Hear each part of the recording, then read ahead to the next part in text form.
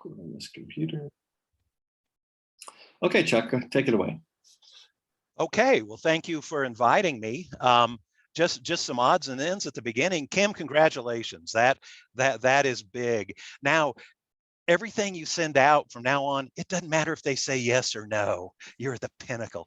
Do you Now know, that's so many people have said that. It doesn't matter now. Yeah, it.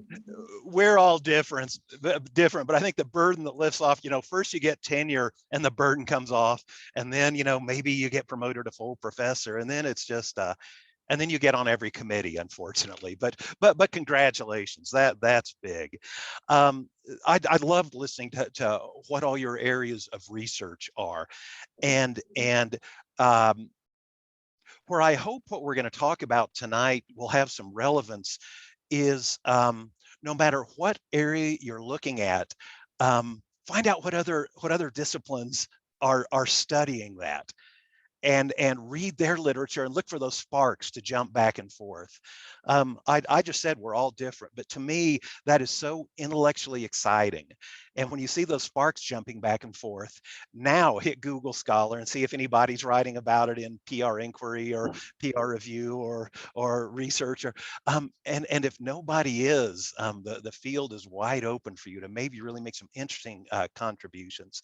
We still, I think interdisciplinarity, and I'll introduce myself in a minute, sorry, has improved in PR in the last 10 years maybe, but I think we're still pretty insular, and there's so many disciplines are, and there's a lot going on that I just think could be an endless source of interest for you as you keep growing these fascinating areas that you're working in. So that's one area, and then something else. So many of us are professors or are planning on being professors, and if you're lucky, you'll be teaching the Intro to PR class for undergrads, or sometimes even better, the theory seminars for the graduate students. And that's what I want to talk about tonight. I think may have some relevance and some traction. I think there are some things we can add to the way we think about PR that would benefit all of us, and maybe even benefit the cultures we live in. Anyway, I'm Chuck Marsh. 2 months ago, I was the Oscar Stauffer Professor at the University of Kansas and was the Associate Dean for Research in our School of Journalism there. I retired July 1st and am bumming around the national parks now in the United States with my wife. I think one reason I'm interested, just relevant background here, perhaps. I've got no degrees in journalism or in or public relations or marketing. I have a PhD in the 18th century British novel, and earned my way through graduate school by working at what I soon realized was public relations, but had no clue. I had never heard of it, and developed a real interest. I kept making so many mistakes and having so many failures. I really wanted to see, okay, what works? And what can I draw on to discover what works? Well, as an English major, I was reading a lot of classical rhetoric and a lot of philosophy. And so just inadvertently, the interdisciplinarity started right there. And it served my corporate, I got my doctorate in 18th century British novel. I'd do it again. I love that stuff. But thanks to having to earn my way through school, which you could do in those days, I was doing PR jobs, and graduated and got lucky and went to work in corporate communications for American Airlines, and again saw the relevance of all the classical rhetoric and the philosophies of persuasion, and switched from there to the J.C. Penney Company, which at the time was a big American retailer. And so had all that professional experience, but was so interested in realizing that Socrates and Plato and Aristotle and Hume and Locke had a lot to say about the way we do business, that the University of Kansas called and said, hey, you want to come teach PR? I said, sure, 5 years. And 32 years later, I retired. Anyway, that's my background, and that's where the interdisciplinarity comes in, which I feel so grateful to have kind of accidentally developed that research interest, because gosh, most of you are so young. I'm going to sound really patronizing here, but one of the greatest things that can happen in your academic career is just to fall in love with your research agenda, where you're doing it for fun and interest, so that it doesn't become this burden. And so I hope you all have that going for you, and I keep opening doors in your research to look for that. Anyway, I'll put the PowerPoint slides on. I can really get in a loop, and I find all this very interesting, and it probably is not all that interesting to a lot of people. So I hope a lot of you will turn your microphones on. I'm very serious about this, and not even interject with questions, or if I'm in a loop the way I am right now, say, okay, we understood that 3 paragraphs ago, move on. But here, okay, cross your fingers. This was working a minute ago.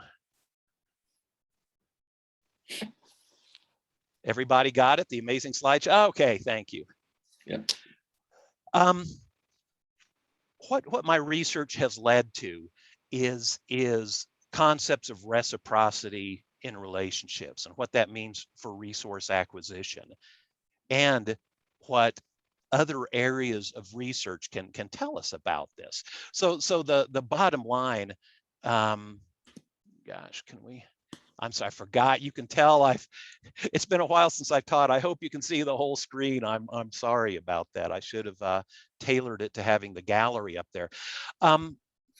If I put you to sleep or something, here's where we're going with this. What overwhelming scientific evidence is showing is that relationships that are built on cooperation, business relationships, resource exchange relationships that are built on cooperation, altruism, and self-sacrifice outperform relationships that are built on egoism, competition, and conflict. And I wish I could go back and take all this to the corporations I used to work for, because this was not our mindset. Terms I picked up from Kim and other people are pro-social versus pro-self. And what is so wonderful over the past 10 years, this isn't rhetoric or philosophy, the soft arts saying this. It's the sciences, evolutionary biology, economics, in particular economics saying this, neurobiology, social psychology, other sciences, and of course rhetoric and philosophy. But a lot of our colleagues that are logically interested in empiricism and experiments aren't that interested in rhetoric and philosophy, and that's fine. That's fine. Why do we need to emphasize this bottom line?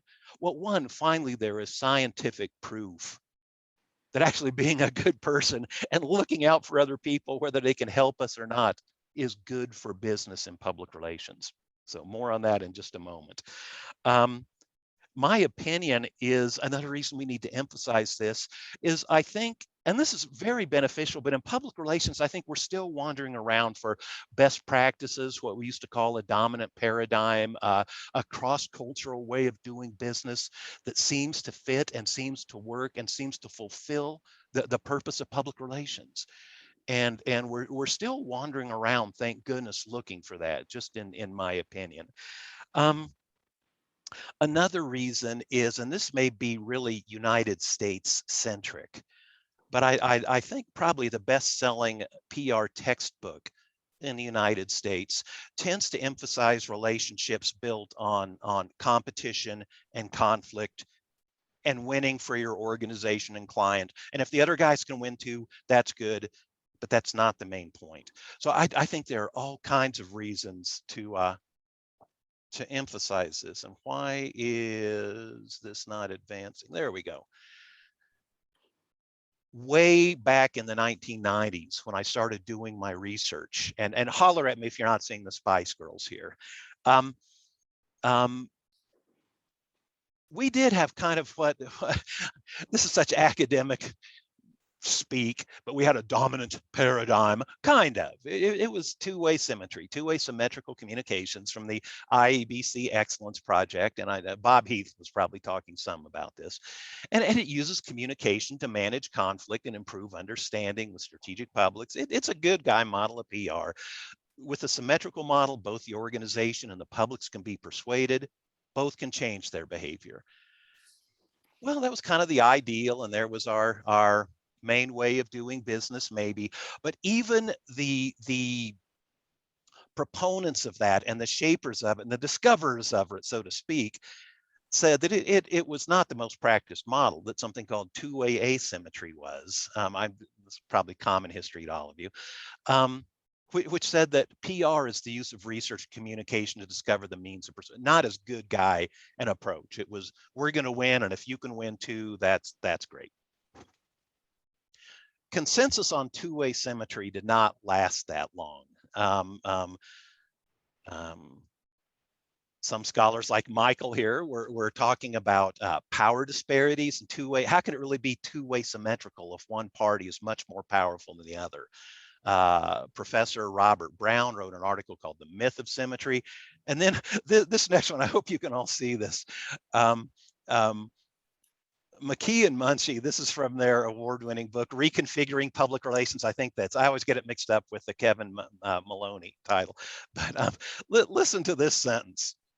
You talk about a body slam on two-way symmetry.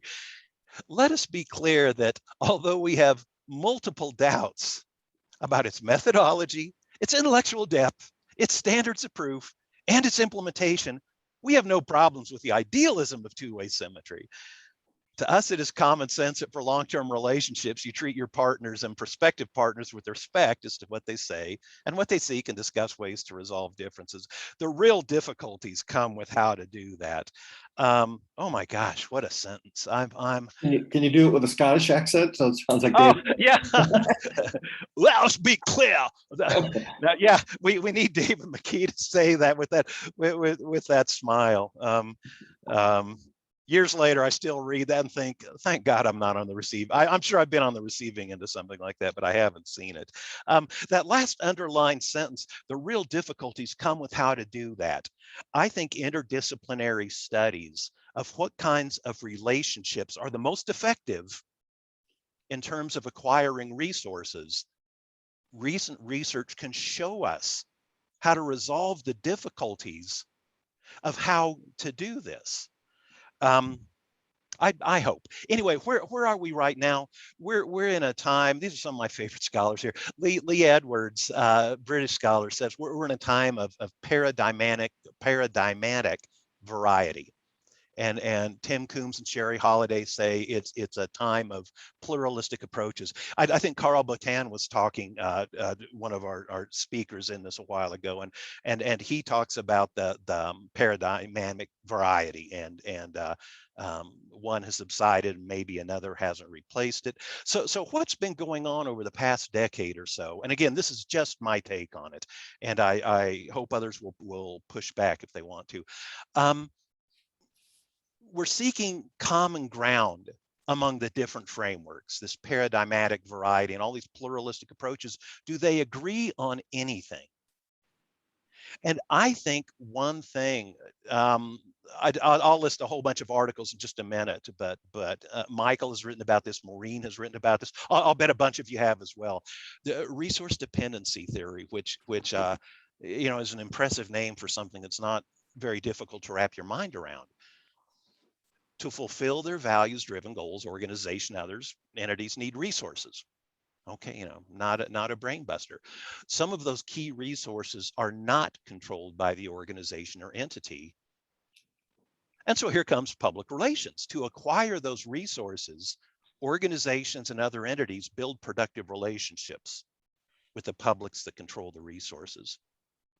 Those of you that go into industry at some point, in all seriousness, I found this very useful for explaining and defending what my part of the corporation was doing, and why budget cuts would not be a good idea. We talked about being the pipeline builders for the resources that American Airlines needed to survive and flourish, or that JCPenney, name the organization. It needs resources it doesn't control. And I won't get too buried in this, but this really is one of those areas of common ground. This will lead us to an important point in a moment. What relationships are the most productive in terms of bringing in resources. But this slide could go on and on, but resource dependency theory has been listed in articles as an absolutely fundamental part of excellence theory, encroachment by marketing, organization, public relationships, crisis communication. A bunch of you were listing that as a research thing. So a question I would have for you tonight is how or what we are going to discuss about relationships tonight, is there any way that might serve your interests in research and crisis communication? Bob Heath was here a while ago talking about fully functioning society theory, issues management, corporate social responsibility. A couple of you mentioned that. Power and power disparities. Again, I know Michael has mentioned that in an article or two. Reputation, publicity, tactics. There's Maureen. Stakeholder management, activist PR, jobs and public. We could go on and on. This is a fundamental part of common ground in public relations.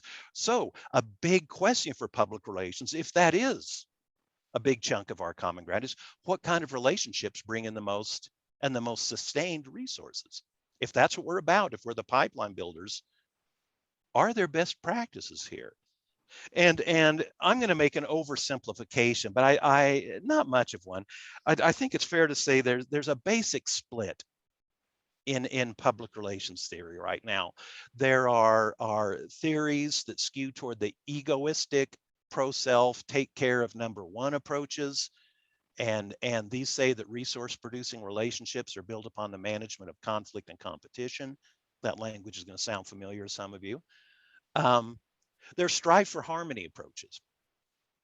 Resource producing relationships are built on striving for cooperation and justice, and they're more pro-social. Just as examples, and I'm not being completely fair to contingency theory here, but I think fair enough, listing it as an example of egoism and a pro-self. Look out for number one approach to contingency theory. One of the, well, this is Glenn Cameron, probably the big dog in contingency theory, and a friend of mine. Glenn says that contingency theory it's the strategic management of competition and conflict. Notice that, for the benefit of one's own organization, and when possible, also for the mutual benefit of the organization and its various stakeholders or publics.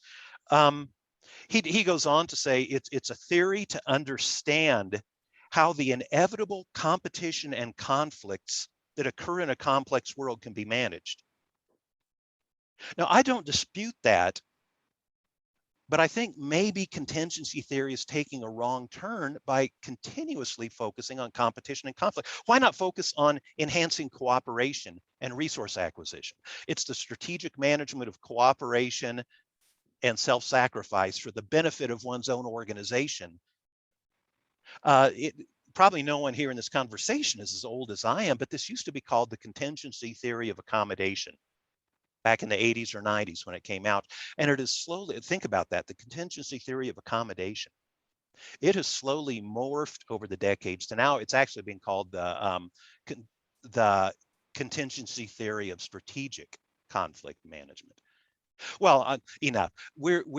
I think at another end of the spectrum is Bob Heath's fully functioning society theory, which would be more pro-social. And he says that other organizations and other entities benefit by ensuring social stability and equality of opportunity. My small part in this debate, where I got involved, was early on, just going with what I knew, championing a Greek rhetorician named Isocrates, who those of you that know me, don't worry, I won't go into a loop here. 5th century BC, in competition with Plato and Aristotle. But here's what's important: had by far the most successful school, had the most students, earned the most money, raised all the leaders of Athens and other city-states around there. When the Roman rhetoricians looked back on Aristotle, Isocrates, and Plato, they chose Isocratean rhetoric as being the most effective. Cicero and Quintilian did. A guy named Dionysius of Halicarnassus did. Anyway, look at this. His rhetoric held that successful resource-producing relationships are built on justice, moderation, by which he meant self-sacrifice, not taking more than you need, making sure the other person gets them, and the solicitation of dissent. Well, I went with this and said it worked, millennia ago, let's go with this. And I had some success in publishing that, but there was pushback from the reviewers. Both of these are quotes, and both of these articles got accepted that these quotes are from, but I developed a thick skin. I got some pretty scathing reviews. So this was a review of one article that I wrote about Isocratean rhetoric, saying, hey, here's our model for public relations, our time-tested model. Public relations is not, for instance, actually a striving for harmony, and from my article. Only the most naive, ouch. I guess I have been on the end of those mean sentences before. Only the most naive or propagandists would make this claim. This is my problem with communitarian approaches. Public relations is only the pursuit of harmony, if you believe the spin. I'll bet some of you recognize probably who wrote this. And then another review said, read your Darwin. And pay attention to the negative reviews that you get, and ponder them to see if they're right. I did read my Darwin, and discovered, much to my amazement, that Darwin supports Isocrates. In Darwin's first book, Origin of Species, he left human beings alone. It was too controversial. 12 years later, in The Descent of Man, he writes about the evolution of human beings, and he says that we are a cooperative species. It's not a dog-eat-dog world. Survival of the fittest is not backstabbing other people. Reading Darwin was an eye-opener for me. And I went from Darwin to the modern evolutionary biologists who agreed with Darwin and the value of cooperation. I went from there to economics, and much to their surprise, they found themselves agreeing with this. I went from there to neurobiology. Here's the interdisciplinarity. From there to social psychology. And everybody is agreeing with this Isocratean. These scientific disciplines are agreeing with this Isocratean approach. For all these disciplines, I'll put up the slide, just all these disciplines, that wasn't the slide I thought. All the disciplines I just mentioned are saying that for human beings, not all species, but for social species like human beings, cooperation and self-sacrifice outperform competition and conflict, and they outperform it in the area of resource acquisition. It goes straight to what we're interested in public relations. And we'll go to David McKee again. I can't do the Scottish accent. You got to start with you got to sound like a pirate at the beginning. Yeah, my update. I could try to do Shrek, but you can hear my Midwestern United States nasality here. I can't do McKee. But by updating public relations with new science, theorists in the field would extend the existing body, and during an age of expanding interdisciplinarity, would usefully shed elements of debilitating insularity. So just so this is as useful for you as possible, what other areas are going to overlap with what you're doing? There's a book, if you want this, we write these journal articles and books, and so we have to put our theory and our methods section in there. There's a book on insularity. Gosh, I think it's Routledge, Sage. I should have looked this up, but it's Frodemann's book on insularity. And it's now in the second edition. He defines it as efforts of knowledge production. Think about that. That's exciting. That cross or bridge disciplinary boundaries. And my little experience in this is when you're doing that, sometimes you are the first person to get there. You're the first person to see the connection. And please. Let me ask you a question. So in my experience, though, I find we've got lots of interdisciplinarity in our field, in public relations, particularly in communication, but it's much less common in all of these other fields you're naming that you looked at, where they are almost universally insulated and only look at their own ideas. That is such a good comment. And that's been, I talk about how exciting this is and how fulfilling it is. The biggest disappointment to me in this is writing to some of these other scholars and saying, do you want to get together on this? Or right before COVID shut down all the conferences, we were going to have a big conference in Vienna on this topic of interdisciplinarity and resource acquisition. And so I wrote to some of the people whose research I was citing from social psychology and evolutionary biology, and many of them didn't even write back. So I, yeah, that's who I'm sorry. I closed down the gallery to show my whole screen, and I can't see who's talking there. But boy, is that a good point. Does anybody? Yeah, just today I had the discussion with my dean because I've just in the nearest weeks I will publish the book about behavior change communications, and he's like, he's a man of old guard, and he said, what's behavior change communications about? Because even Bernays 100 years ago, he strived to have a resurgence in public relations, and he didn't conduct campaigns without resources before. So what was the difference? Why we can say that we are doing something new that our colleagues 50 years ago didn't do that? Well, 50 years ago, we didn't know as much about human relationships as we do now. One thing that I think is really useful before you launch something like this on your own, I've done this myself, is go to Google Scholar and other databases and make sure that this, how embarrassing it would be to introduce this as a new idea, and it's not a new idea at all. There has been interdisciplinary in public relations. We have borrowed theories from journalism. We have borrowed theories from law.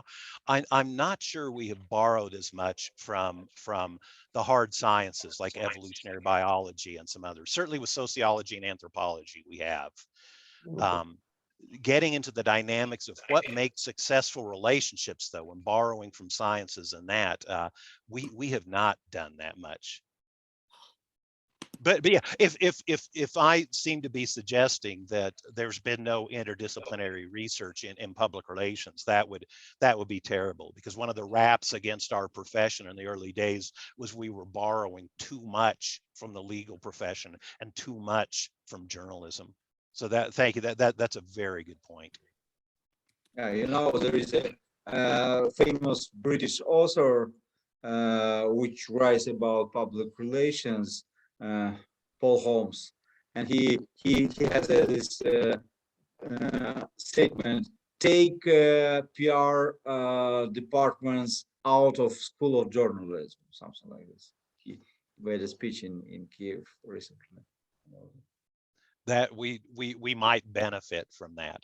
But thank you. That's a good point. This is nothing. The areas that I want to move into, I'm not seeing enough interdisciplinarity. But yeah, this is for me to say that interdisciplinarity doesn't exist would be completely wrong. Anyway, this Frodeman book, if any of you move into this and need to be writing those theory and research, here's what I'm doing, here are the methods I'm using, here are the foundational theories. This Frodeman book, which is a collection of articles, can be very useful for you. And Julie Klein, I think one of the best chapters in there. It's a taxonomy of interdisciplinarity. And she says that interdisciplinarity involves integration, collaboration, complexity, critique, and problem solving. And I like that problem solving. That's what I want to pull in is what do we know about successful relationships, resource producing relationships from other disciplines that might help us wrestle with this pluralistic paradigm situation we're in right now in public relations, which again I think is a healthy thing, but I think there is a direction we should be moving more in. Klein says that interdisciplinarity encompasses both theory and method. That's going to be a relief to you for writing those sections. The method, she says, relies upon a close reading of texts This is usually what I talk about when I'm doing the theory and methods part of the papers that I write on this. What I should do a better job of is saying what I mean by close reading. I always quote Brummett, who says it's the mindful, disciplined reading of an object with a view to a deeper understanding. But I should go on to say it involves annotating what you're reading, rereading it, comparing what you're drawing away from that text with other texts, comparing what you've learned there with other texts, going back when you've written your summary for your article, going back and looking at the original to see that it squares.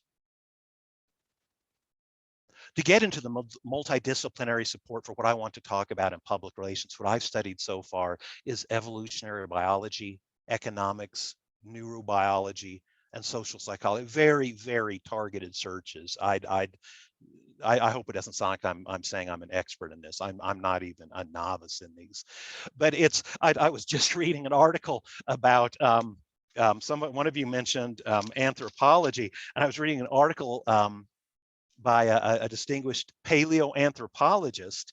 And listen to this. He's talking about early humans. This is only one paragraph. It's a Nautilus magazine, the new issue. He says, he's talking about early humans. If you're living in a cooperative group, as I think early humans were, you're sharing food. You give it to relatives, to your own children, and to others in the group who then reciprocate. That builds trust and a cooperative culture that is essential for survival. Earlier in the article, he said we were smaller, slower, had to hide in trees at night.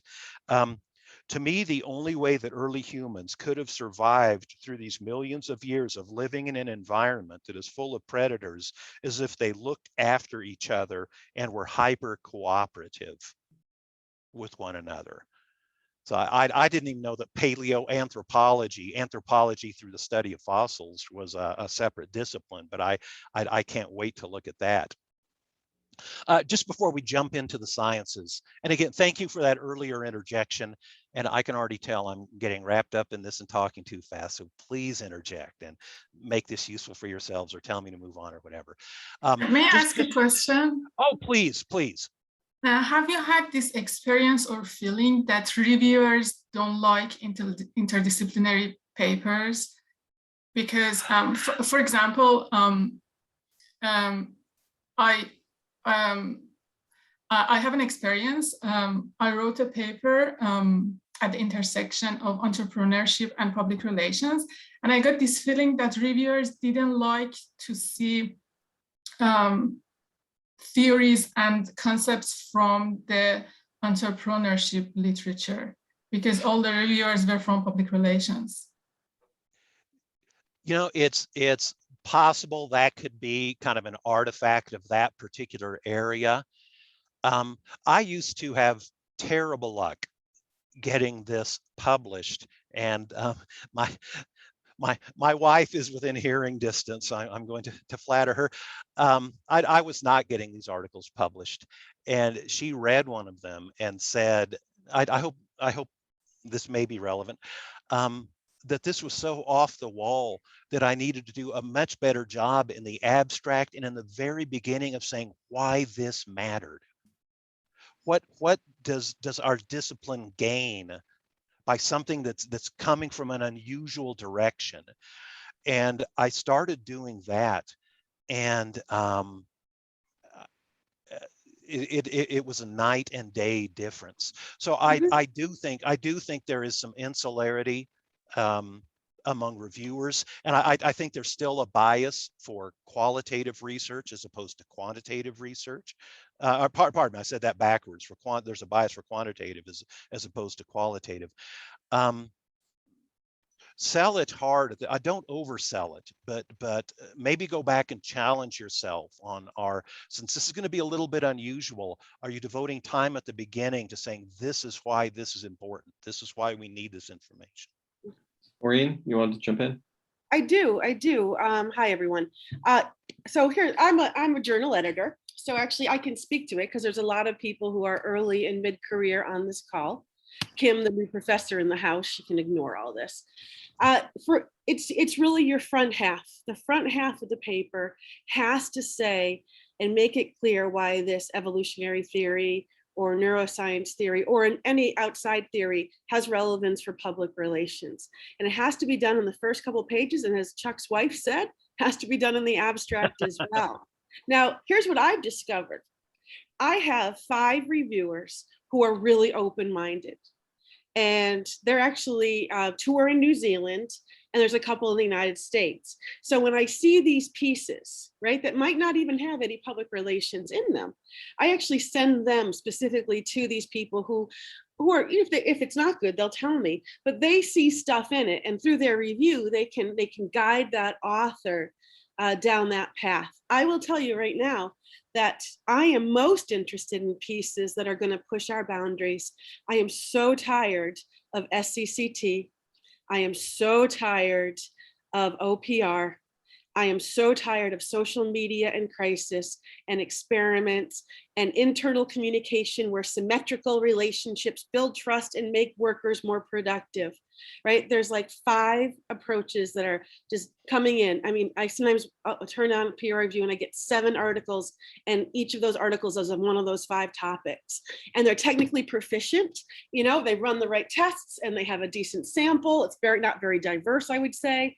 So I am just tired of those. And I actually think our field, which did this really good job, I think in the last 7 to 8 years, to actually open it up to a whole bunch of new theories, we're actually starting to go back into the new theories are now becoming the dominant theories, and our work is derivative, and it's what Kuhn would say is mopping up. So Chuck, I get it. So if you want to push the field forward, you have to make that argument early on, and you really need to position it in public relations, and editors will find the right people. And if they don't, then you get the next time and you try it again. So for those of you who are younger on the line, if you want to push the field forward, read outside of the area, bring in new theoretical and conceptual frameworks, but tie it to public relations, philosophically, conceptually, or methodologically. Okay. What she said. Yes. And it's finding like-minded people to keep you encouraged. I am so grateful to the scholars from New Zealand in particular, Yeah. who were early outside the box thinkers as compared with the United States. David McKee has just meant the world to me. And you can He's one of see those reviewers that I sent it Yeah. to. Him and Petra, they're so open-minded. Like, that's interesting. I learned something. And I'm like, okay. David reads Go- everything. He reads every book there is. Yeah, David reads everything. If you can find those conferences too, like I don't know if the Barcelona conference is going to survive. That was David's conference with Jordi Chifra but BLEDCOM or some of the smaller boutique conferences. I'm acting like we all have all the money in the world. We're going to be traveling again soon, but these smaller conferences that will take off the wall ideas, and where you'll not only talk about those during the sessions, but then you'll all go to the bar together and keep right on talking about it. And that can be formative and reassuring. And a lot of those people become, look at David McKee, the conference, we were just talking about, the conference holder, but also one of Maureen's top reviewers. Mm-hmm. So look for your community like that, who's gonna push you to make sense. Thank you. May I jump in? Just a quick comment. Just jumping, want to make a comment on this opportunity to travel. I'm actually thinking the opportunity that we don't travel right now gives us opportunities to log in, zoom in online into so many different fields. This summer I was able to attend communication management process studies workshop, and it was really interesting how they talk about the process in the organization, how the processes build organizations, and I would never be able to attend it otherwise. So I'm thinking, we have something also to be happy about with all these online opportunities that are opening up right now. Thank you, and you're right. You're right. It's not all gloom and doom. And anyway, before we jump into the sciences, one, please keep interjecting so that you can squeeze whatever you can out of this. Anyway, it's not just the sciences. Isocrates 2.5 millennia ago was telling us this was the way to do business. He didn't even say treat other people the way you want to be treated. Isocrates would say, you know, A needs to treat B the way she wants C to treat her. You know, it was very triangular. It wasn't quid pro quo. In philosophy, we had David Hume and John Rawls, who both strongly believed that justice and fairness began as self-interested survival mechanisms, that it was the just and fair people who survived. And then, oh, go ahead. Somebody have something? I just had actually, I had this question for a while, but I was thinking I'm not going to ask it. But now I'm thinking maybe it would be a good thing to ask, just kind of to throw it out there and make it open-ended, make it just curious what others are thinking in this regard. So you're talking about the big question in PR. What relationships are going to be the most productive in bringing resources to the organization? The question I have, are we having the right perspective on that? Would it be better to ask a question, especially if we're talking about the pro-social, what relationships are going to be most beneficial for the society? What relationships are going to be most beneficial for the publics? More productive for the publics? Kind of from what perspective should we look at it? And what are you all thinking about this kind of question? Well, It's a great, go ahead. I was gonna say, I don't think most organizations care about that. That's the problem. No, they don't. But I'm asking for us, for scientists and for the people who are asking questions. Should we ask these kind of questions, or? I mean, I try to look at the things from the public-centered perspective. What it is for the publics. How do publics feel? How do publics understand it? What relationship they have? What relationship they perceive? How do they engage? Why they engage? What engagement means to them? So those are the questions that I'm asking, and I'm trying to understand. Am I asking the right questions? You are. You're going to like, I think, some of the research that is coming up, because we are definitely going to address that. The point that Michael made, I think, is a good one. I'm no longer trying to win this debate within our profession by saying, here's what we should do, here's what we ought to do, here's what good people do. I'm going to go with what Michael said and say, what's good for business? What's good for us? And the research shows that taking care of other people and making sacrifices to help them is good for us. That's what all these disciplines are saying. Now, what I hope the scholars do, and Anna, I think that's a wonderful question, is what is going on the other side of this relationship? Are they benefiting? And yes, they are. What the modern evolutionary biologists are saying, Martin Novak in particular, who's head of evolutionary dynamics at Harvard, says we cannot win in a long-term relationship unless our partner is also winning.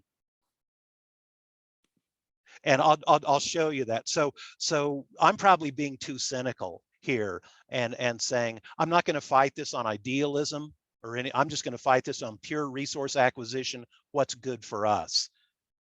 But those of us who are inclined to dig deeper are going to find wonderful information there that we actually are benefiting society. We're moving toward that Heath approach of the fully functioning society. The way we win is to take care of other people. We're not far from some of that information, so please chime in again. But David Hume and John Rawls say that justice, I'm looking at the slide here, that justice and fairness began, this goes to what Michael was just saying, as self-interested survival mechanisms. But both of these philosophers, Darwin also says the same thing, that our social responsibility began as a survival mechanism and migrated just to an inherent virtue. That's what we became.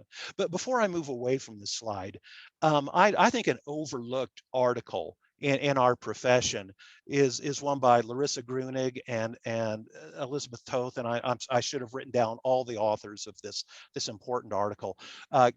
21 years ago, there was this article on feminist values in public relations, and look at the list of values here: cooperation, respect, caring, nurturance, interconnection, justice, equity, honesty, sensitivity, perceptiveness, intuition, altruism, fairness, morality, and commitment.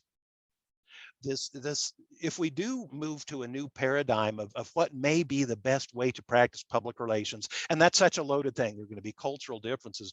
I wonder if really what we're talking about is a feminist theory of public relations. There are people here who know much more about that than I do, but this article was perceptive and way ahead of its time in an important debate, I think. Okay, quick march through the sciences here. I hope. Interrupt me, keep me moving. Michael, please tell me when I've talked too much and need to stop for the night.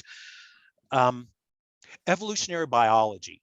This comes from that critic I won't name. I'm pretty sure who it was. My critic who said, read your Darwin, you're wrong. No, I read Darwin and Socrates was right. It was such a shock to me. Darwin wrote in The Descent of Man, not in Origin of the Species, but The Origin of Species, but in The Descent of Man, Darwin wrote, look at this: a tribe including many members who, from possessing in a high degree the spirit of patriotism, fidelity, obedience, courage, and sympathy, were always ready to aid one another and to sacrifice themselves for the common good, would be victorious over most other tribes, and this would be natural selection. In other words, history, just to be blunt, is breeding this into us, that these sympathetic people, Darwin said sympathy, and that was the word he used. I think really he meant empathy, but genetically, this is who we are. We're groomed to being these people. Well, that was stunning to me when I read that. Darwin said that. His great Russian follow-up person, Peter Kropotkin, a fabulous writer, came to the same conclusions. What I thought was going to shoot me out of the saddle on this, I'm going, oh my gosh, evolutionary biology says that we ought to take care of each other, that the self-sacrificing altruistic people are bringing in the most resources. I thought, yeah, but Richard Dawkins, that modern guy, the guy that wrote The Selfish Gene, is going to knock this argument down. I'm not that great a fan of Richard Dawkins, but I terrifically admire his intellectual integrity and honesty in this. When he wrote the first edition of this is the best-selling book on evolutionary biology since Darwin. So some of you surely are familiar with Dawkins. In the first edition of that book, we were selfish. Humans are giant lumbering robots controlled by selfish genes. To his credit, as Dawkins started looking at all this new research, he added a chapter, and this is not ironic. In the second edition, he added a chapter called Nice Guys Finish First, and he meant it. In the 30-year edition of it, the 30th anniversary edition of it, he says in the foreword, you know what, a better title for the selfish gene would have been the cooperative gene. Because in order to prevail, to honor our selfish wish to survive and send our genes into the next generation, it's the cooperators who win, the altruistic, self-sacrificing people. That was a stunner for me. I went to even more recent people, the game theorists in evolutionary biology, Robert Axelrod of Michigan and Martin Novak, again, the head of the program at Harvard. And we're talking about quid pro quo relationships now, direct exchange relationships, direct reciprocity. The most successful resource exchange acquisition strategies are nice. They begin with cooperation. They're forgiving. We forgive a time or two. If the other side isn't playing ball with us, we try again. And then if they won't, we're retaliatory. We walk away and retaliate if we have to. Novak actually says there is a third ingredient. There's a third ingredient of evolution. It's more than variation and natural selection. Novak says that cooperation is the equal in terms of importance with variation and natural selection.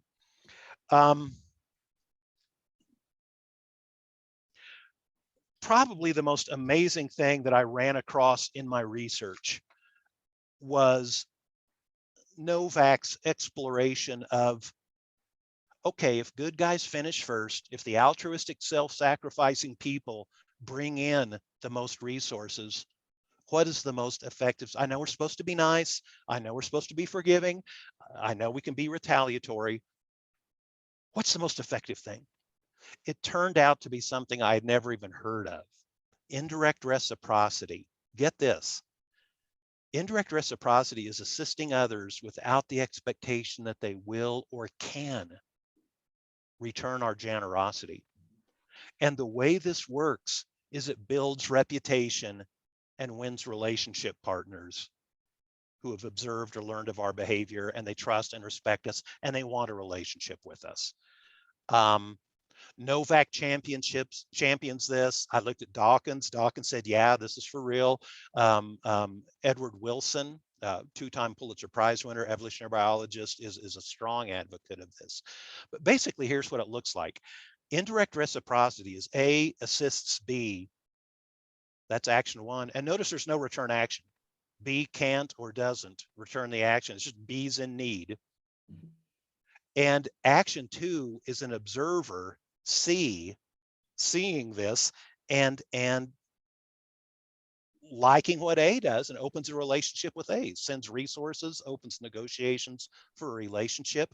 Again, B is not responding to A. It looks more like this in practice: an organization, an entity that develops a philosophy of indirect reciprocity wins by building relationships with these observant C's down at the bottom of our triangular. A couple of you had talked about being interested in corporate social responsibility. I think there's just direct application here for that. Can I be really rude and just ask a question here, if I may, please? Please. Over the past few slides, I've heard you talking a lot about how much better this sort of empathic approach is and how it eventually comes out on top. What I seem to be hearing is a lot of almost a positioning of two separate tribes. You have the empaths and you have the exploiters. That's, really reductionist, simplistic way of thinking of things. What happens if an exploiter looks at an empath and goes, there's a soft touch, there's someone who's easy to get things from, and enters that, what we've called here, the C type relationship, not to have that relationship, but to exploit because they see an area of what they perceive as weakness. I'm thinking of the Gordon Gekko type of approach where, greed is good, let's get in there, let's exploit these people because they're, as we would say in Australia, they're real sooks. They're softies. They will give us the stuff we need. And yes, Michael, I completely take on the concept of risk. But what I'm seeing is, if we don't have these clean and clear distinctions between what is, I feel, being presented as the good guys, no gender term implied there, and the ones who are the self-aggrandizing, the self-exploitative ones, the selfish gene ones. So just, I wonder what your thoughts are on that. It does happen. And the game theorists, Martin Novak and Robert Axelrod, are the most useful ones on this. That strategy, the exploiters can gain temporary advantage. And for a while, they will win. Over the arc of time, they alienate people, they estrange people. This happens in both human experiments and in computer-generated experiments with what Novak does mostly game theory experiments. It's a recipe for short-term success. There are examples where there are enough exploiters that they actually can collapse the system. And it's usually the cooperators who resurrect it and start the economy up again. I don't mean to be too gloom and doom, but as I look at the United States right now, I going to be sorry I lifted the lid off this. I wonder if the exploiters and the pro-self people are numerous enough and vocal enough that we're looking for one of those collapses that I think we're seeing that with the collapse of the Evergreen company, aren't we, in China, that has been extremely, shall we say, pro-self in its business model. And it is not only collapsing itself, but bringing down a whole heap of other institutions with it. But gee, let me think about this. Didn't that happen in the GFC with the banks in America doing exactly the same thing, going above and beyond to service themselves and their needs, at no consideration of anybody else? So, yes, yeah. now Right, I'm going to back away from this one because we're going to digress if not. Well, something that's interesting, that was a really good time to ask the question. I'm mostly going to talk about positive indirect reciprocity, but I mentioned this in one of the articles that I listed for readings. There also is negative indirect reciprocity, which hasn't been studied as much, but is proving to be a safeguard for pro-social behavior. In our triangle here, if A is one of the exploiters, is an excessively pro-self person and is exploiting B, studies show that observant C, I'm not making this up, will make self-sacrifices to punish A. There's pretty extensive evidence of that. In the article, I'm sorry, I don't recall the title, but it's in Maureen's wonderful Public Relations Review, and it's the article that I wrote on evolutionary biology and economics. And there's a passage in there about how negative indirect reciprocity is kind of policing the system. We see that in the biology research on primates and other species too, where yes.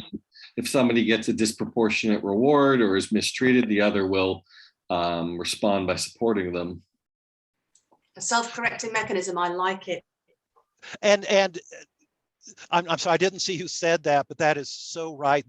When I'm talking about this with other groups, some of the top comments I get are, you need to start studying anthropology and primatology, because this goes on in related species. So this is not, as I like to say, this is not the model of PR, but it seems to me this is a pretty good model of PR that begins with research and reflection. I'm going to give it to you in a linear form, but you know, every square here can dance with another square in any order. But to oversimplify, research and reflection, you've got some entity, a person or organization or whatever, thinking about who they are, what they want, who has the resources they need, what's the nature of the relations, you know, PR research 101. We move to reciprocity, both direct and indirect. Do we have the right kind of relationships, direct exchange with the resource holders, built on cooperation, forgiveness, retaliation if necessary? And something else Axelrod throws in there is a lack of envy. A lack of envy of your relationship partner and how they're winning, because if they're not winning, you're not winning either.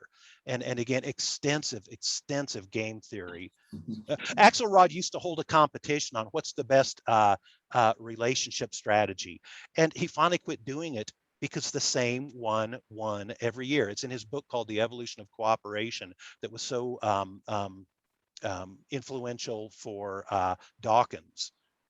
That relationship built on, I will cooperate, I will forgive, I won't be envious of your success, but I will retaliate if you're not going to play ball with me. Brahms discusses that too in Fair Division, where he talks about the principle of envy freeness and you know, and the premises fair division about how to create a system that, you know, doesn't lead to envy and doesn't lead to exploitation and protects your own interests. It's an excellent book. I use it in my theory class.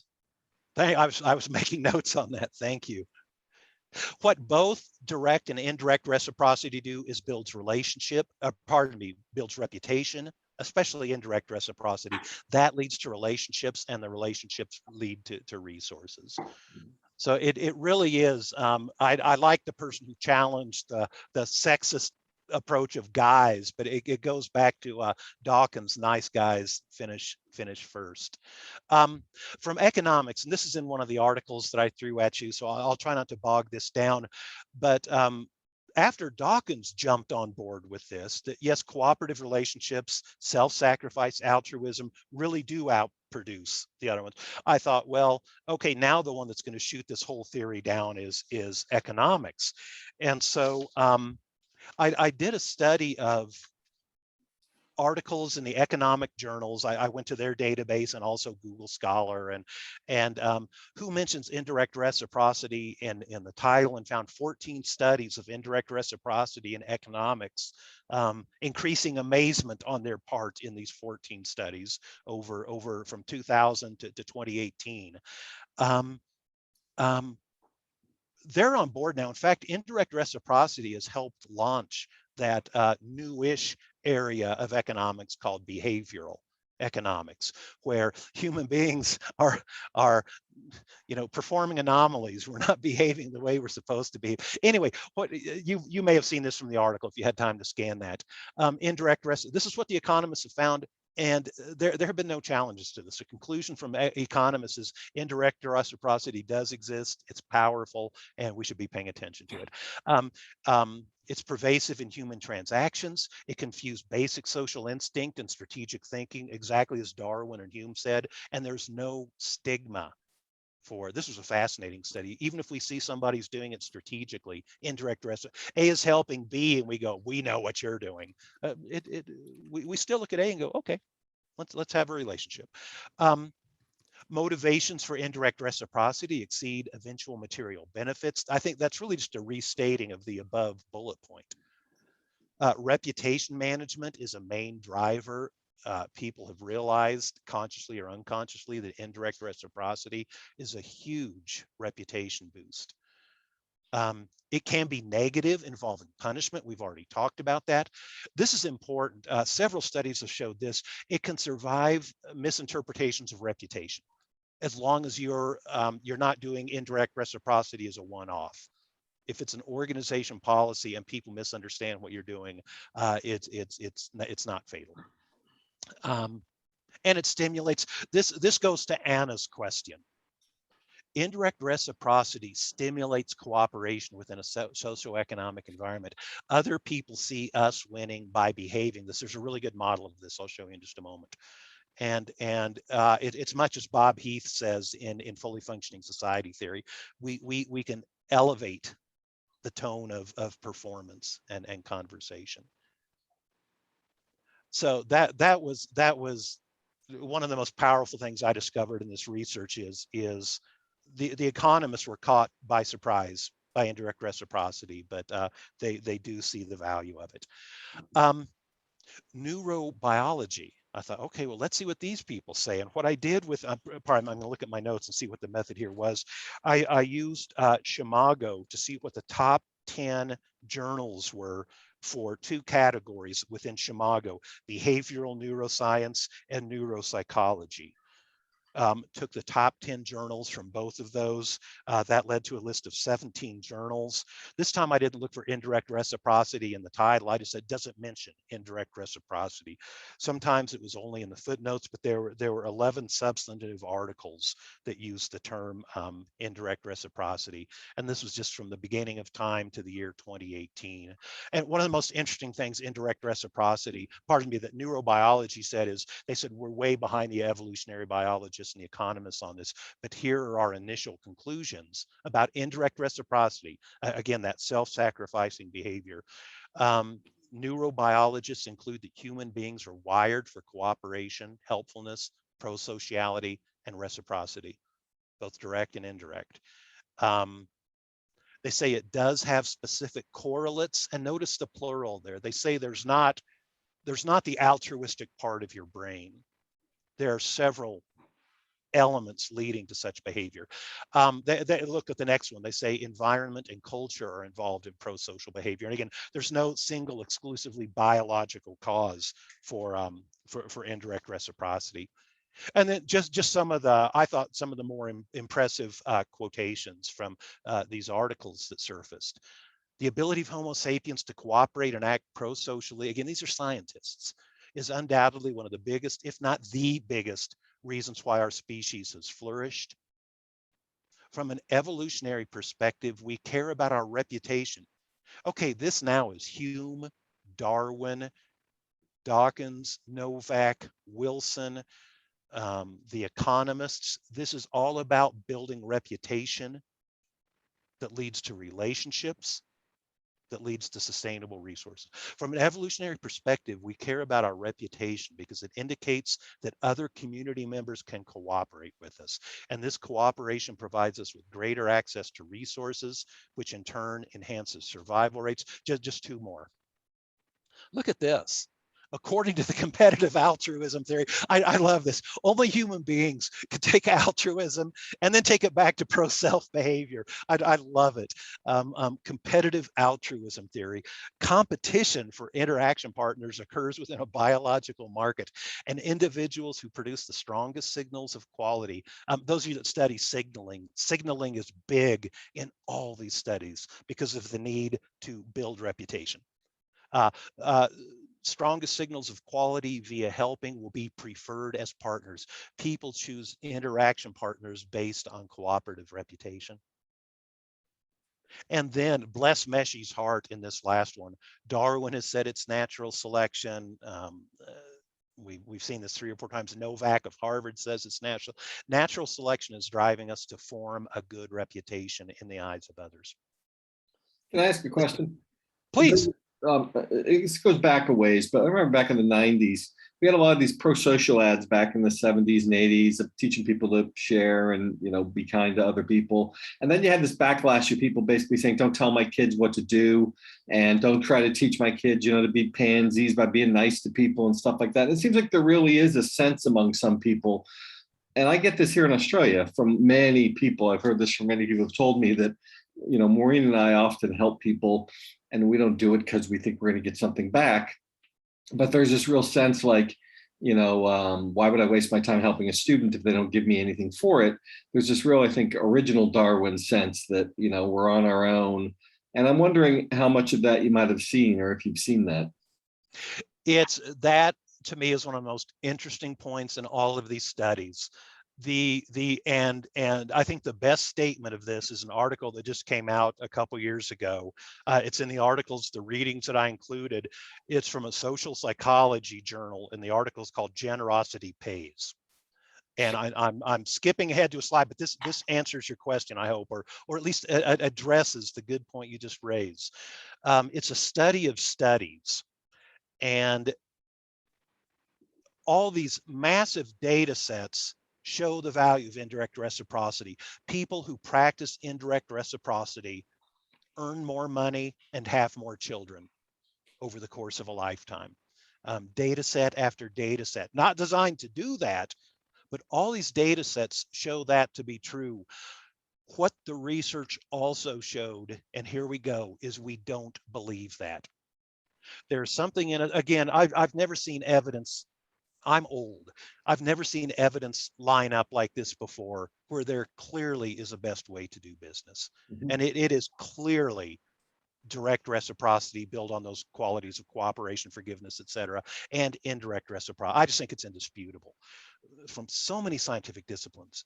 But the Generosity Pays study says we don't believe that's the way we are. Well, I'm that way, but nobody else is, and it doesn't pay. Steven Pinker, if you're familiar with his work from Harvard, he has that book called The Better Angels of Our Nature that shows how violence is decreasing from generation to generation, but that none of us believe it. And we do think we're rotten people. It's a dog-eat-dog world. And I'm going to get to this guy named Donald Pfaff in just a minute, who says it's indisputably true that altruism wins, but none of us believe that. Why is that? Why hasn't evolution tweaked us so that we believe that? I said, not a rhetorical question. How can the evidence be so overwhelming that there is one best way to do this, and yet all of us probably think it's really probably second best, and we're being suckers if we behave that way? Mm-hmm. I think that's true. I think there's a lot of that, a sense that we say it's the best way, but you know, but if we do that, they'll take advantage of us. You know, we're suckers, and And I've had this argument with people, I've tried not to make an argument, but, you know, online, people claiming that, you know, things are dangerous and we have to have guns, the anti-gun argument. And if you look at the data, there's been a decrease in all violent crime over the last 40 years in every category. It's Yes. safer, significantly safer than when I was a kid now. And we played outside. Yeah, this will be a great research topic for somebody. Is as far as I can tell in the research we've agreed on, there's this mysterious lack of belief that that's effective. I was talking with one of my smart friends about this, and his take was, well, maybe that's evolutionary. It keeps us on our toes. It keeps us striving for this. But I'm not sure I buy that. It makes it easier to give up. Again, this cannot be one-off. This has to be a behavioral state of altruism and self-sacrifice. But people who do that over time indisputably do better. You know, there are going to be exceptions, but they do better. Or maybe, Again, Sorry. please. sorry, Anna, you go. No, Shima, go ahead. I'll go after you. Maybe a key concept here is time, because, for example, evolutionary biology has a long-term orientation, but business has a short-term orientation. Business performance is evaluated based on short-term benefits. The CEO's performance is evaluated based on their short-term benefits. So maybe by studying, for example, the history of PR or the history of organizations, we can get to this point that practically we have this like altruism works. One reason I'm so excited to be talking with such a distinguished group of people, I wanted to applaud during all of your introductions, because if we can persuade a bunch of smart people that this really does work, as you just pointed out, over time, this is not a week-to-week thing, but that generosity pays is yet another study that's showing over the arc of a lifetime, there's clearly a best way to do business. We need to start educating upward and educating our students. And you know, I've done all the research and I still find it hard to believe. I kind of feel like I'm being a sucker, an easy mark for other people. I'm curious in terms of methodological question, I guess. Where does the self-sacrifice becomes a little bit of craziness? Like, you know what I mean? Like, you wouldn't give, like organizations cannot give out everything for free, right? There will be self-sacrifice, but they wouldn't survive this no matter, I mean, I don't think they would survive no matter how altruistic they are. So where is this line of crossing? Where does the self-sacrifice becomes something that's already not going to be sustainable? I'm just thinking that there needs to be a measurable line to be drawn to make a conclusion that self-sacrifice is a good thing, because maybe if you do a little bit more, you'll just burn out on, you know, you won't survive just because you gave all yourself, all your life for that. What studies are showing on that is one that is such a good point, and I don't know where that's an important question, and a related important question is, how do we communicate our altruistic behavior without sounding like, oh, I'm so good, which would be nauseating to everyone. Yeah. And there are good studies of that. What studies are showing, and Anna, I'm sorry, this is a very vague answer, but studies are showing from Edward Wilson, the guy who wrote The Social Conquest of Earth, Pulitzer Prize winning evolutionary biologist, and some studies in that article in Maureen's public relation review that I wrote on economics. We don't need to do that much. It doesn't need to be that much. And it doesn't even need to be successful sometimes. It's just us showing the effort that a fully functioning society, or to borrow from Michael and Maureen, us making a contribution to a civil society. It matters. I don't know where the line is, but it's important that this does not need to suck the blood from us to do it. If people seeing us making an effort to do this, even whether it's successful or not, we get that indirect reciprocity reputation boost. The feminist scholars years ago too have argued that, you know, you have a lot of people who get involved in social movements, feminism being one of them and a lot of others, and they want to do everything and they try to do everything and they throw themselves into every cause and every issue, and eventually you get burned out because you can't do everything. And so their argument is simply that, you know, you don't have to be responsible for every cause out there. You don't have to be, it's not your job to do everything or fix everything, but there are things we can do. And that's, you know, the argument is we do what we can when we can, you know, why wouldn't we? Companies like Hallmark I'm sure it's an international company. It's based in the Midwest in the United States. The greeting card company that's had to diversify, obviously, from paper greeting cards. It regulates it pretty closely. They have a stipulation of what percentage of the profits they will donate to charitable giving and how much time employees take off work to volunteer for community efforts. So they're monitoring that pretty closely, but I don't have a good answer for that.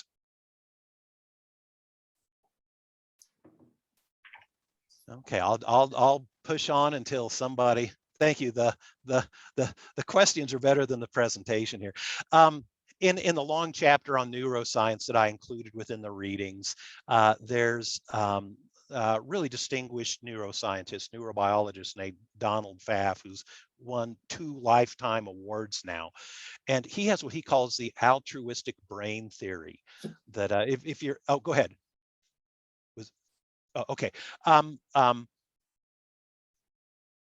He, again, this is in the article, so I'll try not to belabor the point. He says the way our brains work altruistically is there's an acknowledgement of an action that we're considering. And then, as I say in that chapter, this seems like magic to me. But so I started reading on this, and Pfaff is describing the state of knowledge on this as it stands right now. We develop an image of the person our action is going to affect. And get this, if it's a group, we develop a generic image of somebody within this group that represents the group. This book that Pfaff has on altruistic brain theory is just fascinating. Now, here's what seems like magic to me. David Hume, clear back in the 18th century, said this is how it works. But now somehow we can actually prove that individual's image fuses with our own, that we are genetically wired to empathize with ourself as our image of this person comes together. If you're familiar with Kenneth Burke's theories of rhetoric, that consubstantiality where we merge with other people, I think it's the same thing. And now we evaluate the consequences of the considered action, but we're saying, is this going to hurt me? Because our image has fused with the image of this other person. And then we decide and act, and there are all kinds of emotional and cold logic things in our brain weighing this out. But Pfaff concludes this part of his book by saying that human beings are hardwired, this is his own language, hardwired for producing altruistic behaviors.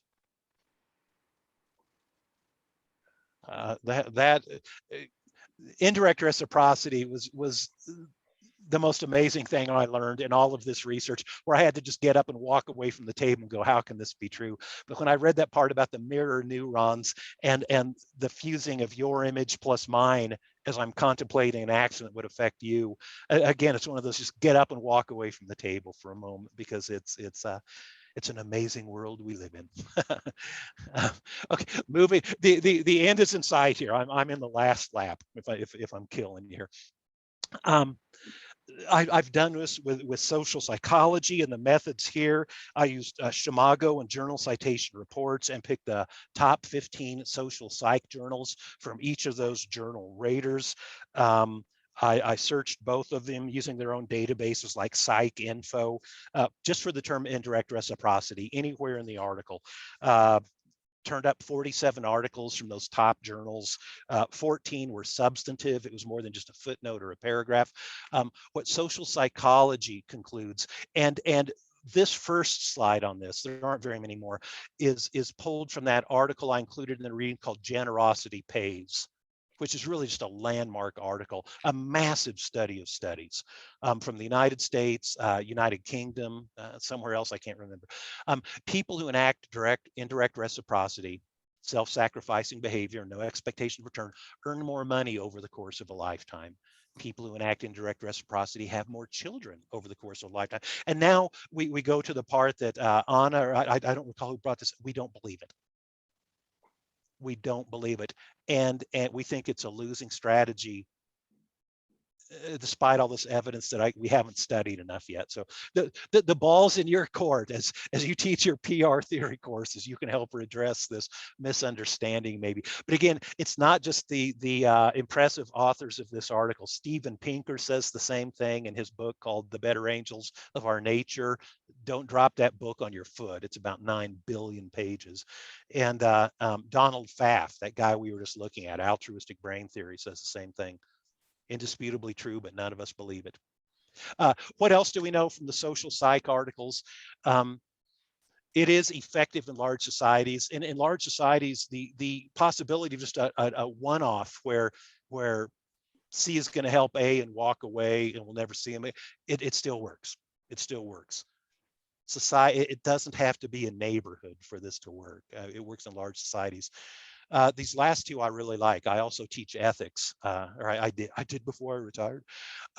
Indirect reciprocity can lead to leadership via reputation and coalitions. Some great experiments on this.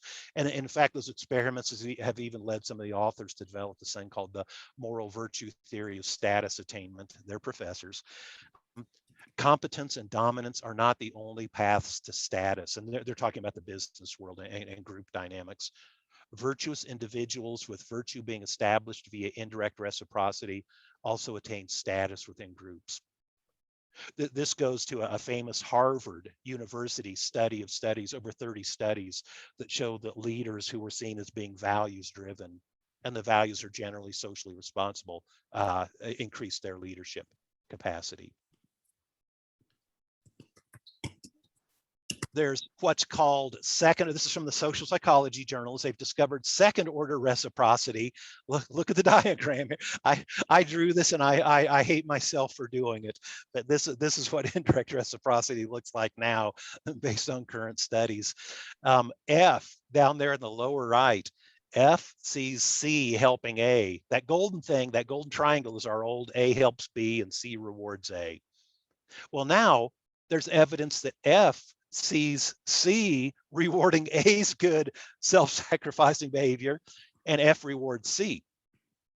There's also pay it forward, comparative generosity, where A helps B. It's not direct reciprocity, it's not reciprocal, but B gets on his feet and helps D. It's the pay it forward, but X sees B helping D and opens a relationship with B. And this goes to the point how this can pervade an entire culture. And game theory experiments have concluded that this is the way that it works. So again, this goes back to the comment of do other people win in this besides us? I forgot now, besides social psychology, one of our other disciplines, economics, said, you know what, this kind of behavior economically lifts an entire culture. So I can't wait to get into other studies and see what monstrosity this model morphs into. And I think this is my last slide. I'll push the button in a minute, but just to take us back to where we started, just to walk through this again, research and reflection. We think about who we are, what our goals are, who has the resources that we need, just the things we're used to researching. But now we really put our reciprocity hats on. Are those direct reciprocity relationships built on generosity, initial cooperation, forgiveness, lack of envy, and retaliation if need be? Are we practicing indirect reciprocity and publicizing it? There's a good article, I think it's from Business Ethics, called How Does It Fit? How does it fit? And it's an article of theories of how do you communicate your good behavior without sounding, yucky, technical term, yucky. Anyway, if we're practicing that kind of reciprocity, it does build reputation. That reputation leads to sustained relationships, and the sustained relationships lead to resource acquisition, which is where we started. And those are all my slides. I've got nothing more to say. I'm sure you do. All right, that was great. Thank you. That's Well, what a thank PhD you for the seminar question. should be. That's what a PhD seminar should be. Lots of theory, uncomfortable questions, having people bring in sociology and other things, and then it's on your own to figure out what to do next. What I hope we will do next, and I said I wouldn't talk, so I'll be quiet. But if you find this compelling at all, and I don't mean interesting, I mean compelling, persuasive. If you can find ways to integrate it into your teaching and your own research, imagine businesses that really believe this, and people coming out of public relations education and business education and economists, people really believing this. And again, I'm going to be cynical, not because it's the right thing to do, because it's the self-serving, self-interested, I want my company and I to survive. Yeah, we have argued that for years. I mean, in my teaching, I've argued like the research is clear in corporate social responsibility that organizations that help other organizations don't suffer any harm because of it. So why wouldn't you do it, right? I mean, why would you not? There's only benefits. There's no downside to it. And it's the same principle. And I've made this argument that we need to be teaching. I used to sort of take this approach with dialogue and say, oh, look, I mean, that's what I studied, but I'm not going to make my students learn it. But for years, I've just been like, if we don't teach people this, then we're just going to have symmetry forever. We need to teach them that there are other theories and other approaches and other ways of thinking about it, so that when they get to be in these jobs, they realize there are other possibilities. And even again, I go back to that, the best-selling PR textbook, as far as I know, in the United States, basically holds up contingency theory above the other. And I can see why. It's attractive. And again, I'm not being entirely fair to it, but I do think students are being taught. And I sat in on a session with the great proponent of contingency theory, who was talking about how to write news releases. Okay, what could be offensive on that? You have to put conflict in your news release. Conflict sells. Find some way to put conflict, because that's what the media want. And bless his heart, he's probably right. But now you're engineering reality through a lens of conflict. Anyway, maybe he's correct. I hope not.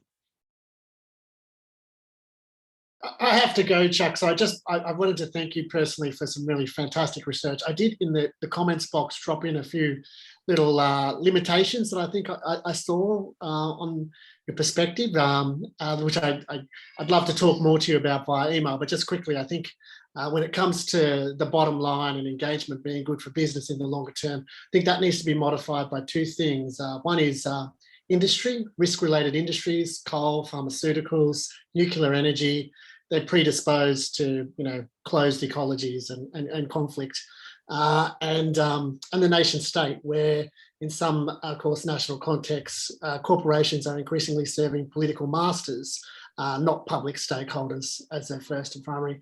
And then the final one, which tickled me the most, was culture versus biology. So I sort of I really take your point about where you're going by looking into this evolutionary psychology stuff, but I'd love to look into some of the sociology and the cultural stuff regarding different national contexts and even classical works. Like I remember Max Weber wrote about the Protestant ethic and the spirit of capitalism, and how the modern day work ethic came out of certain Protestant societies. You might recall that argument. I'm like, wow, what would that look like in terms of this research and looking at other national contexts and altruism through societies that are dominated by a Christian ethos, for instance, versus a more secular society, and how do these things play out? So that is That is so wise. Right now, I'm shamelessly abusing my international graduate students, saying, "What is this true in India? Is this true in Bangladesh? Is this because right now?" And I'm probably, you just gave so much. I'm taking one grain of that, but a fear I have is the research that I have trotted out here is massively dominated by Western white males. It's one reason I'm so encouraged by the feminist approach to public relations, because that is not dominated by Western white males. But there's how well does this travel culturally? I do not know. Still, it's a beautiful argument, and I'm going to email you offline for a couple of book recommendations. So thank you so much today. Thank you. It's got ties to the golden rule, which really is universally applicable. I mean, there's a golden rule equivalent in every culture, religious tradition in the world. I mean, I'm going to hand out with like 30 of them on it. Yeah, and for me, it all began with Greek rhetoric of Isocrates saying this is how you win political arguments and survive politically in such turbulent times. So that's I realize that's Western, but it's not American Western. I like Isocrates. Yeah, I do too. Anna, you had your hand up, it looked like. I had a question. Yes. I just think if I'm not going to ask, I'm not going to sleep tonight. No, I'm just curious about. So you are talking, well, and I completely get it. Like, and I'm very critical. I'm very skeptical. So you're talking about this indirect reciprocity. So what I'm thinking about these relationships is that those people who share at first, they already have some sort of resources. So probably they already asked because they have something to share. So I would say probably they're already a little bit more privileged than others. Kind of, where does this resources and where does the status of the person before the relationship, where does this stay and how does it come to play? Wouldn't it sort of mess up the results because of that? Because they're already privileged, they already have the resources, they already have something to share, they already have this allied, they can be seen as allied group already. So I'm not sure, maybe I'm just too critical, but I wanted to see if there were some controlling mechanisms in the study, and then how did they address that? That's a good question. I don't know how they addressed it. And a lot of the game theory things, the players start with the resources given to them. And so you raise a very valid point there. Just two things in regard to that. I think that's such a good question, because one of the things that undermined narrowly defined two-way symmetrical public relations was the power disparities in those relationships. And so now, once again, we're talking about power disparity, which in any relationship is obviously something we need to talk about. So I need to learn more about that. But we go back to what Wilson, Edward Wilson, and I'm sorry, one of the other scholars, and I can't think who right now, Novak, said it's not that much of an investment. It's as much the gesture as it is the amount of resources being transferred. It doesn't need to be massive resources. And then the evidence shows it doesn't even need to be successful. It's the gesture. Yeah, I but think it'd be people interesting to think about it in Sorry. terms of emotional or social resources as well. That we're not necessarily talking about financial resources or material resources, but even just a kind word is a social resource that is, not as driven by privilege. Yeah. One but thing, again, go ahead. No, I'm just wanted to say, but kind of, yeah, kind word. But again, like, people don't ask for requests, people don't ask for help. The people who can't help, kind of, if people ask for help, then they ask someone who already has some sort of resources, power, reputation, time, help before, helping others. So again, I mean, I'm coming here to Shima's comment about the time. I think the time is a crucial variable, and we are missing on this variable in public relations research. We kind of take it for granted, take it, as it doesn't exist, take it as only snapshots of the relationship. I mean, whatever we study. Just curious, just kind of, it's a chicken egg question, but I'm just. I mean, I see. I'm not gonna sleep tonight, so I need to ask this. Even if it's just the privileged that have the ability to do this, in capitalist societies, that does tell us something, that there might be a best way to do business. I bet where we're going to find the answers to this, because I wish you were in my seminars. I really like your input. I suspect it's going to be the cynical economists who address what you're saying. So if anybody is taken by this, it's going to be the economics journals, I think, because they were so taken by surprise by these results. I think they're maybe going to dig more deeply into the financial aspects of this than the other disciplines. Talking of cynicism appeals to my grumpy old woman persona. And I just want to revisit a couple of ideas. So I'm really intrigued by your A helps B and C is impressed. And I've got a couple of questions around that. So what if the motivation for A to help B isn't altruistic? What if A knows C is watching and helps B purely to get itself some kudos with C and so on? And then the other thing I want to ask is, what if C disagrees with B, doesn't like B, sees A helping B and therefore despises A, and doesn't see that as a good thing and doesn't form a good relationship with them because of it? See, cynicism. C's got issues. No, those are good. There are studies. Again, the public relate. I'm sorry, it sounds like I'm touting my own research. All I did in that article from Public Relations Review that talks about evolutionary biology and economics, it's a lit review. All I did was present other people's research, but there's a lot of research that says it doesn't need to be motivated by altruism, that there can be mixed motives. And even if the observant C realizes that those are mixed motives, it still gets rewarded. And I'm trying to remember the study, and it may be in that same economics article. You raised such a good point. What if C loathes B? Then it becomes negative indirect reciprocity, and C is willing to make self-sacrifices to punish A. And so here's a new research strain. It would be really interesting to, and I haven't seen any studies on this, what happens if A is helping somebody who is a B who is notoriously controversial? We've seen that. And also, though, we're forgetting, though, there's D and E and F in here too. So C is not the only player in the game. So even if C wants to penalize A for A's altruism, these other players will be part of the game and have an impact on it as well. Can I say something? Whose hand was up first? Who did I just step in front of? You were ahead of me. You go ahead.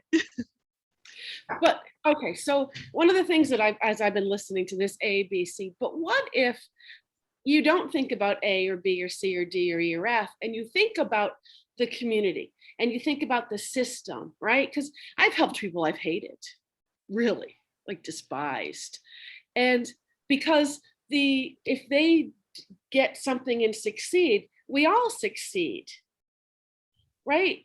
So for me, it's not about people. If your framework for good is the community, like this community here, the public relations community, our cities, our states, our nations, our globe, right? And so it's a perspective. So that's why Kim says social capital, exactly. So for me, when I think of A, B, C, and D, it's a micro. But for me, if you really think about who we are as human beings, all of us are trying to help others because we want to make our world a better place. And corporations will tell you they're trying to make their world a better place. So that's why I think that part of our argument is increasing or raising the level of analysis and the relationships that exist in this reciprocity. And where I may be doing a disservice here, and Maureen, I'm really glad you spoke up, and I hope I'm not taking this a different direction. I'm so tired over the decades of fighting the battle of we should do this, we ought to do this, that I have skewed all the way over to, hey, it's good for business. Do the other guys win? Maybe, maybe not. It's good for us. Our end, and I'm selling it that way, and hearing you say that makes me think I've probably skewed too far in No. that And actually, direction. I think it's okay, because a business is a large organization comprised of people and systems and processes and influences, and to be influenced as well. So yes, I think we need to actually start thinking at the larger organizational sense. All the available means. I'm your civil society and he's fully functioning society are so much more, I'm going to use a loaded word here, are so much more spiritually attractive and nurturing than what I'm talking about. I'm really glad you went first, Maureen, because I think my question kind of builds on that. And I do apologize if this has been covered. I had to duck out for some parenting duty for a brief moment. But what about sort of in-group, out-group, and how that works? Is there, does that dynamic fit in as well? And apologies again if it's been covered. It has not been, and it's one of the scary parts of this with the silver lining. There is in-group, out-group, and there is cooperation with my group, sometimes seen as a defense against your group. You go back to that quote from Darwin, cultures where we are willing to self-sacrifice to help each other's will defeat cultures where they don't do that. So there is in-group and out-group. And that has been so concerning to me that, okay, I just gave you the 6 R's of public relations. I think we should add a 7th, reading. The more information we learn about the out-group, the closer they become to becoming an in-group. Studies of diversity, for example, just take the United States, for example, there's more diversity within the United States, more cultural differences within the United States than there are when we look at just basic China and the United States. In-group diversity in large groups, there can be more that separate us internally than the basics that separate us from the out group. So to me, that's gosh, I'm glad you asked that question. There's a layer of things we need to do here. If I could rule the public relations world, first we'd wrap our minds around this reciprocity and doing it to help ourselves, but also to help others.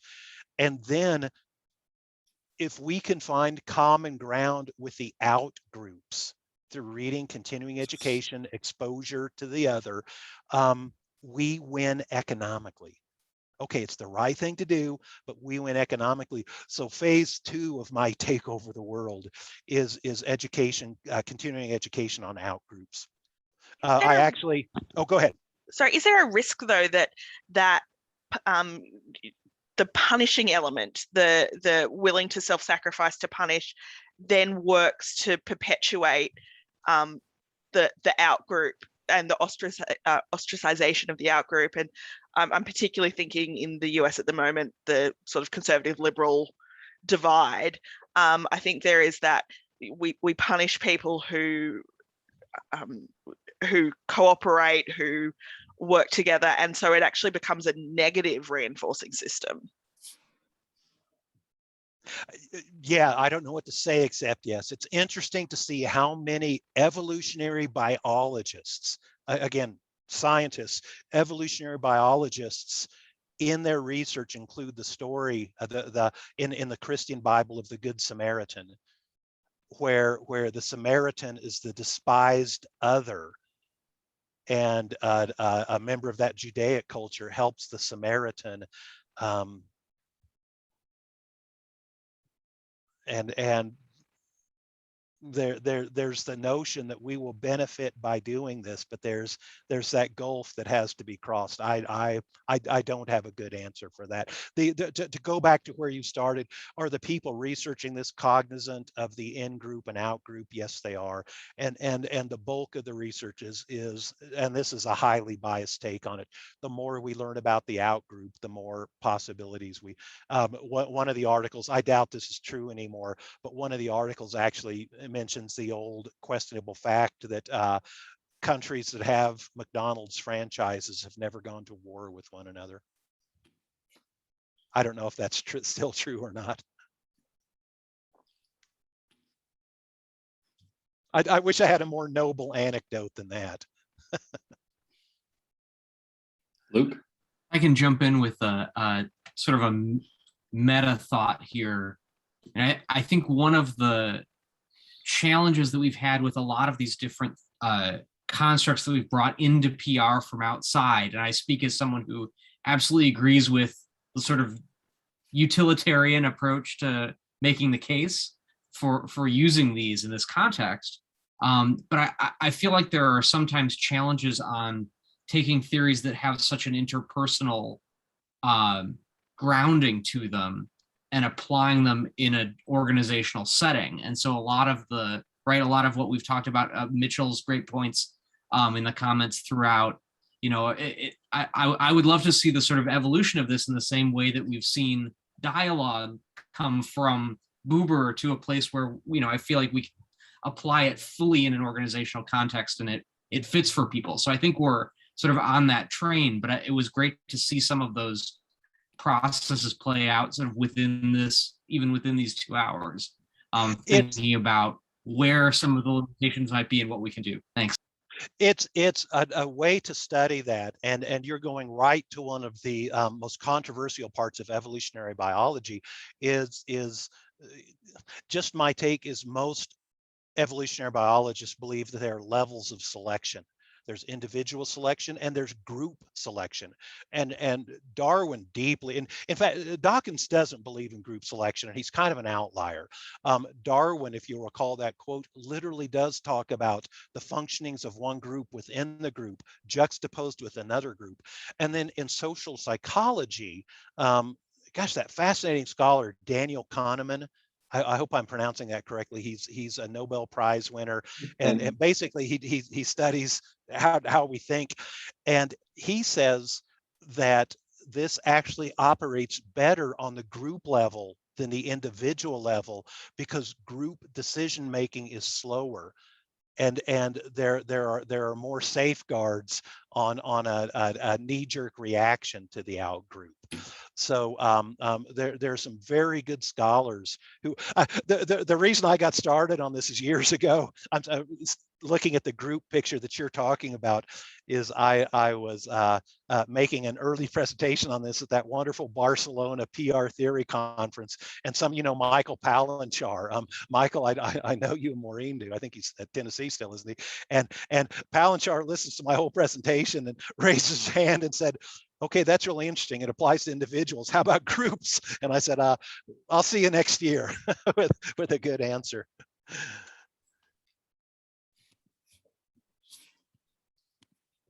All right, anybody else? Who dares to ask a question? You've been quite nice. I mean, we haven't had anybody mean come in and beat up on people yet. You should have told me. I would have tried just to. Okay, well, this is great. I think people have really enjoyed it. There's a lot of good comments about that in the notes and stuff.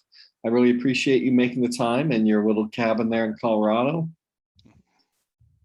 It's great. I was hoping a bear or an elk or something would come by during all this, but that, as far as I know, that didn't happen. Yeah, we don't need a video of you getting mauled by a bear though, or something like that. I would have been cooperative and forgiving, and the ultimate other. Thank you very much. The only thing I miss in retirement is the teaching, and so I'm very grateful to y'all for inviting